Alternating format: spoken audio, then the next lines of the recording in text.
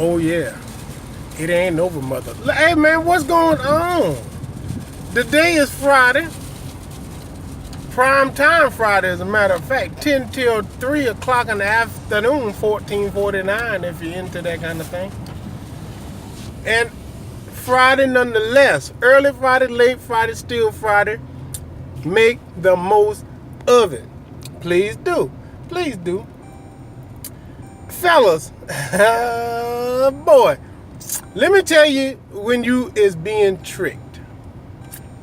If you talking to a woman, and she tell you, you can just tell me what you into. You don't know. I might be into that too. That kind of advice goes along with, stick yourself, Tony. Stick yourself. Stick yourself. That's about as smart as that idea is. You don't let no woman into that crazy ass fucking carnival in your mind. That Barnum and Bailey ass circus that's going on in your head. Don't you let nobody know what you thinking up there.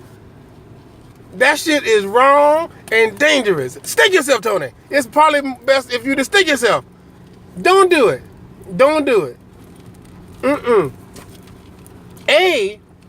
You don't want nobody that has become trusting of you to realize that you're insane.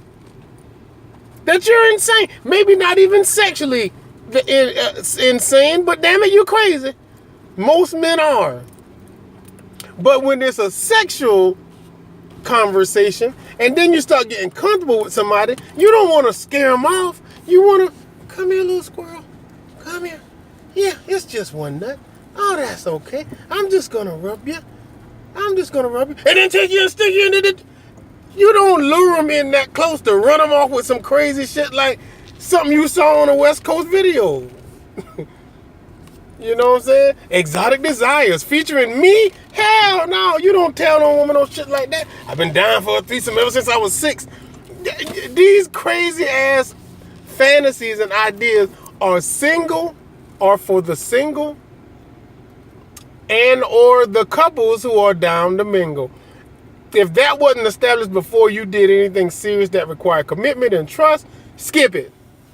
You basically got to get out of that completely, out of that relationship completely, and then just start over fresh and then look for somebody.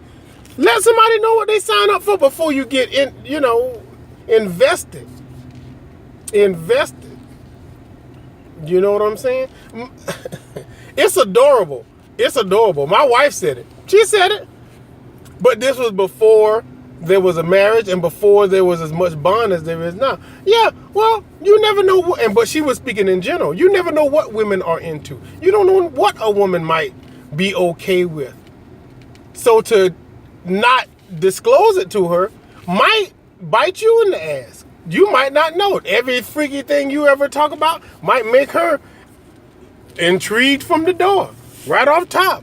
And you don't. That's absolutely 100% right. You sure are. You sure are taking a chance in not telling her that, but you're also taking a chance in telling her that. But before you have anything to lose, before anything's on the line, that's when you need to make that shit known. That way you can talk as friends or potential acquaintances. Yeah, I don't know if you ever heard me say it or not, but I like dressing up in a tutu and a bonnet and a cape. I like that. Really? Okay. I just happen to have a cape and a bonnet and a tutu at my house. Well, damn it, who knew? Who knew?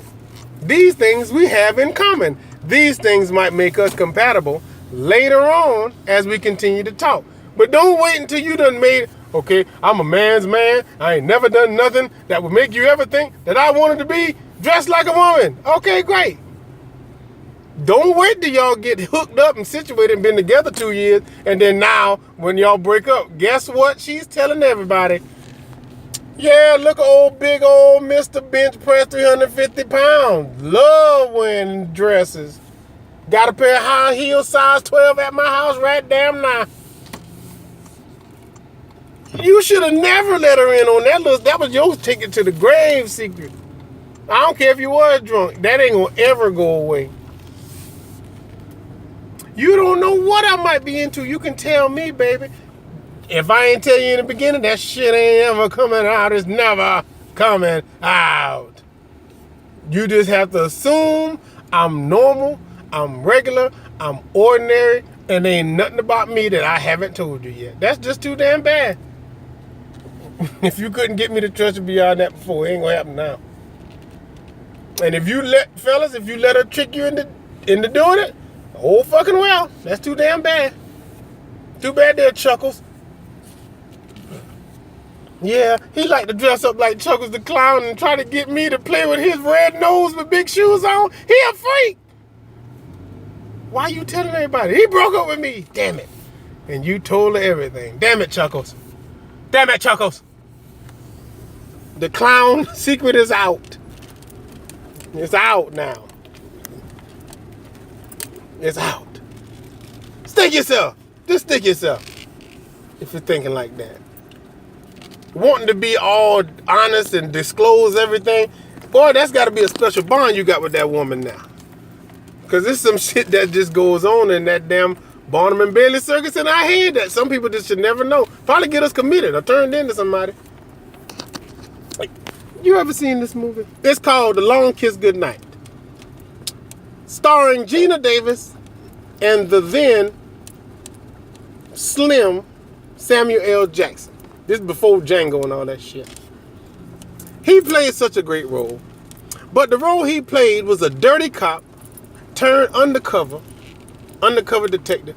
He is hired by Gina Davis, and Gina Davis got him doing all kind of shit, trying to find out who she is because she lost her memory. Anyway, but he was so good at that role, and as a dirty cop as he was known to say crass shit. He was bound to say something dirty. He cursed the whole entire movie, cursed her out, cursed everybody he ever met in the movie out. It was awesome. I loved it, and I love him. I hope we related. So, if you haven't seen the movie, fuck you, because you should have seen it, and it's a good one. But fast forward to toward the end of the movie, they get into all these different adventures throughout the movie, and blah, blah, blah, blah.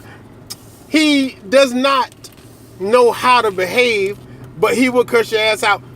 Anyway, he's on TV with Larry King. Larry King is interviewing him at the end of all of this shit that happened. And Larry King says to him, our own reporter, Rose Tittymungus, whatever, says that you had quite an evening. Is that true? And Samuel L. Jackson looks in the camera and says, well, Larry, when it comes to women, I've always believed in being frank and earnest. In LA, I'm frank, and in Baltimore, I'm earnest. That snickering, squirrely ass laugh. Nobody probably laughed, but damn, just seeing him laugh probably made you laugh. It made me laugh. I'm tickled about it now.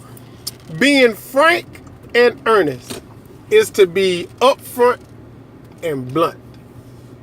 That is a relationship that you only give to people you trust and can trust that they will have your best interest at hand before they repeat it to anybody, because they wouldn't want to fuck you over. The person you love the most, when you tell them some shit, you gonna want to keep an eye on their ass and make sure they happy. Because if they get unhappy, they gonna disclose a whole bunch of shit, and it's probably a laundry load of shit you done and said over the years. So you be careful with that. Because I too believe in being frank and earnest.